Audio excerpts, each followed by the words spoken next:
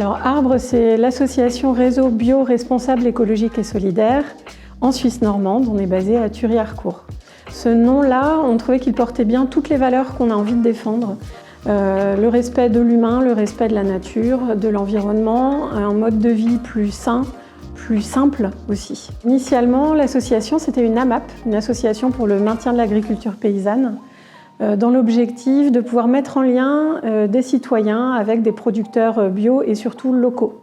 Et en 2018, on a eu plein d'autres envies que l'AMAP. Et donc on a créé l'association Arbre pour pouvoir englober toutes ces nouvelles branches. Donc il y a par exemple un CEL, un système d'échange local, pour pouvoir échanger des services. En gros, c'est un échange de biens, de services, de savoirs, sans l'aide d'une monnaie. Il faut qu'il y ait une cohérence et des échanges entre les personnes. Donc, autour de Thury, une trentaine de kilomètres.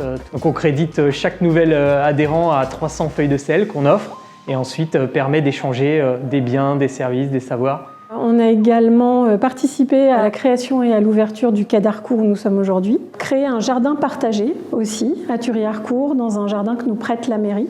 Et du coup, c'était l'occasion de faire venir les enfants. Puis, s'ils se rendent compte surtout autour de l'alimentation que les légumes, ça demande du temps à pousser finalement, ça demande de la patience, ça a besoin de beaucoup de choses. Donc, les fruits et les légumes, l'idée, c'est effectivement de pouvoir les partager sur la ville de Thury.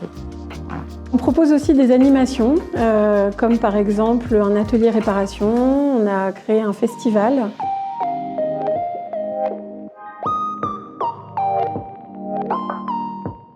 Alors la volonté de départ du guide, c'est vraiment de recenser toutes les structures éco-responsables du territoire, parce qu'on s'est aperçu qu'il y avait beaucoup de structures éco-responsables qui n'étaient pas forcément connues et il n'y avait pas forcément de lien entre elles. Et donc notre volonté, c'était vraiment de faire connaître aux habitants, aux touristes, toutes les structures.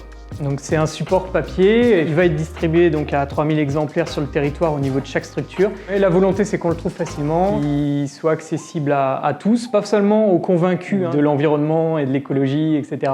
Qu'on rende accessible le bio, le local, des structures allant d'un camping éco-responsable à de la mobilité douce. On a aussi une coopérative, par exemple, l'important qui est pour promouvoir des t-shirts avec du lin bio fait en local en Normandie. Un opticien qui fait des lunettes à partir de skateboard recyclés. Vraiment, on a des gens très investis qui se donnent vraiment beaucoup et on a vraiment envie de les soutenir. C'est aussi important pour nous de pouvoir échanger, de pouvoir se rencontrer autour de valeurs communes sur le territoire local.